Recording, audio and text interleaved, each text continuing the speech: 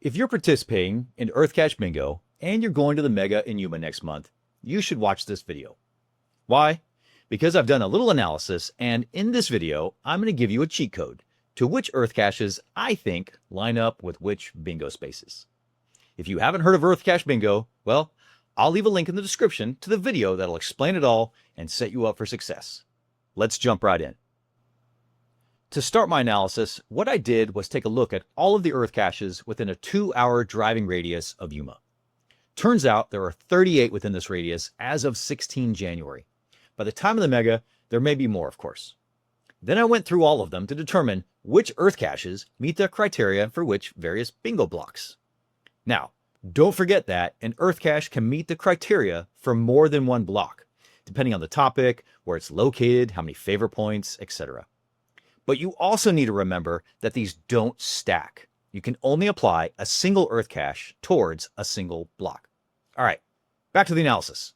The easiest way to show it is based off of the different categories. We'll start out with the topic category.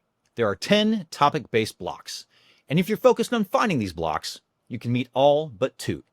Yuma, being as far down south as they are, has no EarthCaches on glaciers, nor are there any planetary geology-based EarthCaches. But you do have 12 based on rocks and minerals, 3 on sand and soil, 7 on water, 5 on economic, 19 based on landforms, 8 on geohazards, 7 on volcanism, and 1 historic EarthCache. 8 out of 10, not too bad. Now let's move on to the location-based EarthCaches.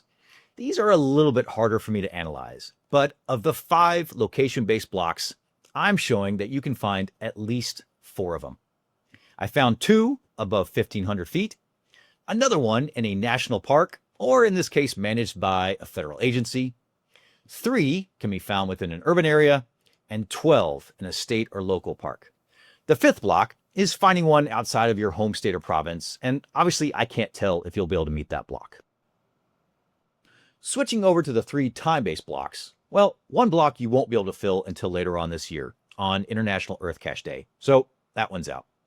You can find a single EarthCache in Yuma that was published in 2026, though.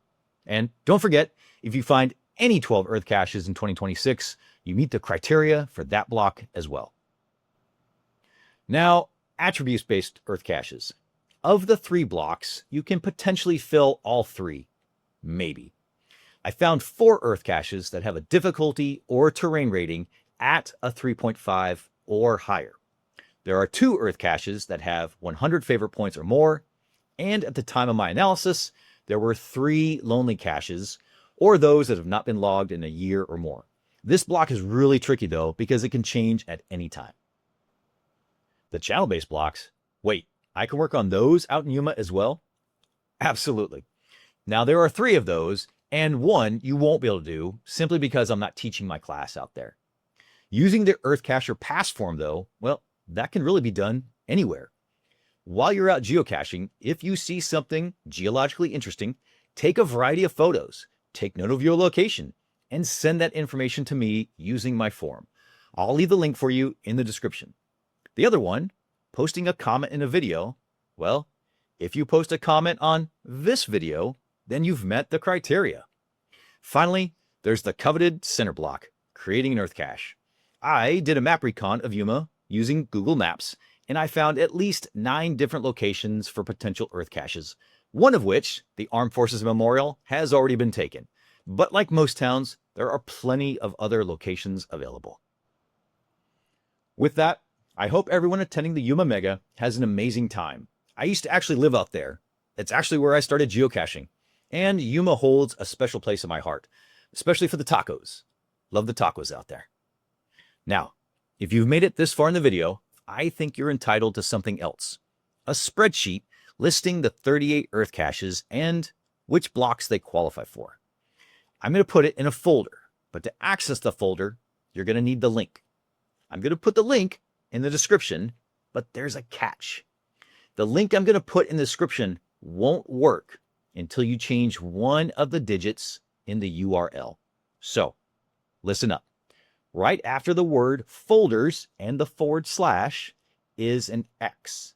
Change that X to the number 1, then it should work for you. Again, I hope you have a great time and that you find many Earth caches.